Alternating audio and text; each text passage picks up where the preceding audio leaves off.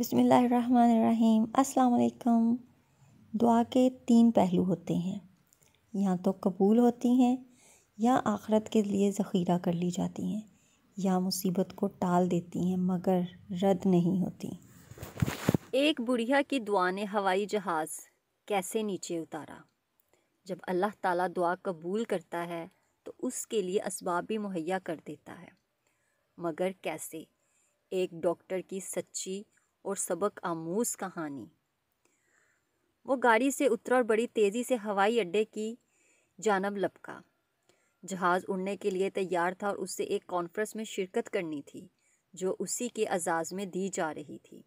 جلدی جلدی جہاز میں پہنچ کر اپنی مقررہ نشست پر بیٹھا اور ابھی جہاز اڑنے کے بعد کچھ ہی دور گیا تھا کہ اچانک اعلان ہوا، آسمانی بجلی کے کڑکنے اور تیز اور طوفانی بارش کی وجہ سے انتظامی آلات میں خلل واقع ہو گیا ہے۔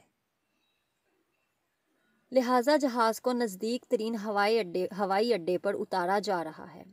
وہ جہاز سے اترتے ہی ہوائی اڈے کے عملے کے منتظم کے پاس پہنچا اور گویا ہوا، میں ایک جانا مانا عالمی متخصص ڈاکٹر ہوں۔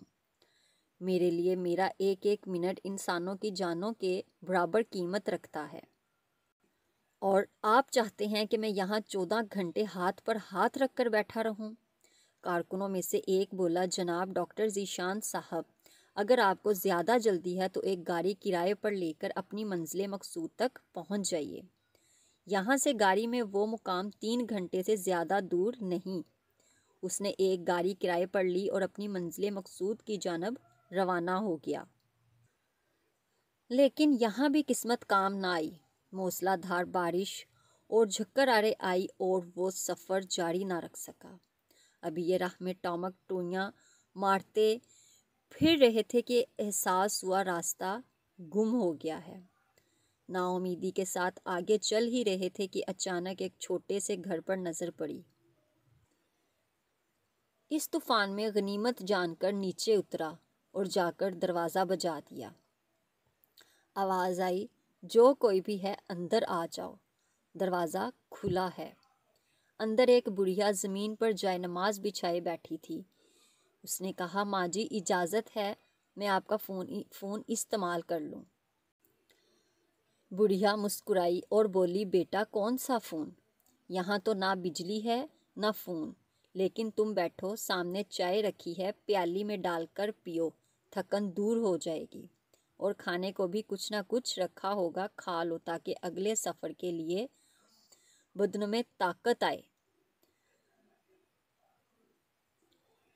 ڈاکٹر نے بڑھیا کا شکریہ ادا کرتے ہوئے پیالی میں چائے ڈالی اور پینے میں مصروف ہو گیا۔ جبکہ بڑھیا نماز و دعا میں مشغول تھی، اچانک بجلی کوندی تو ان کی نظر پڑی اس بڑھیا کی جائے نماز کے بغل میں ایک بچہ کمبل میں لپٹا پڑا ہے، جسے وہ تھوڑی تھوڑی دیر بعد ہلاتی جا رہی ہے۔ جب کافی دیر بعد بڑھیا نماز پڑھ کر فارغ ہوئی تو ڈاکٹر نے کہا، میں آپ کے اس اخلاق اور لطف و کرم کا نہایت ہی مشکور ہوں۔ میرے لیے بھی دعا کیجیے۔ آپ کے اخلاق حسنہ اس بات کی خبر دیتے ہیں کہ آپ کی دعا ضرور قبول ہوگی۔ بڑھیا بولی، نہیں بیٹا، ایسی کوئی بات نہیں، تم راہ گیر ہو اور راہ گیروں کے ساتھ حسن سلوک کا حکم اللہ نے دیا ہے۔ میں نے تمہارے لیے بھی دعا کی ہے، خدا کا شکر ہے کہ اس نے میری ہر دعا سنی ہے۔ بس ایک دعا کی قبولیت میں شاید ابھی کچھ دیر ہو۔ ڈاکٹر نے پوچھا، کون سی دعا؟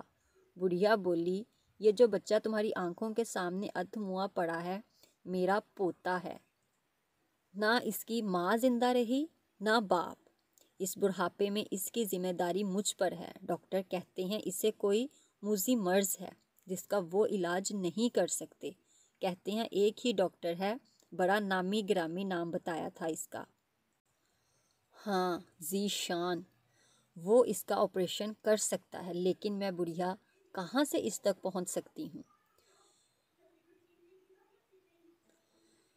لے کر جاؤں بھی تو پتہ نہیں قبول کرے یا نہ کرے۔ میری تو خیر ہے، یہ بیچارہ بچہ خوار ہو جائے گا، بس اب اللہ سے ہی امید ہے کہ وہ میری مشکل آسان کر دے۔ ڈاکٹر کی آنکھوں سے آنسو نکل رہے ہیں۔ وہ بھرائی ہوئی آواز میں بولا، خدا کی قسم آپ کی دعا نے ہوائی جہاز کو نیچے اتار لیا۔ آسمان پر بجلیاں کندوا دیں، مجھے رستہ بھلوا دیا تاکہ میں یہاں تک کھینچا چلاؤں۔ خدا کی قسم مجھے یقین نہیں آتا کہ خدا ایک دعا کو اس طرح قبول کر کے اپنے بندے کے لیے یوں اسباب فراہم کرتا ہے۔ وہ بڑھیا رونے لگی اور اللہ کا شکر ادا کرنے لگی۔ یہ تھی سچی اور ایک آزمودہ کہانی کہ اللہ تعالیٰ اپنے بندے کی دعا رد نہیں کرتا۔ دیر ضرور ہوتی ہے لیکن دعا قبول ضرور ہوتی ہے۔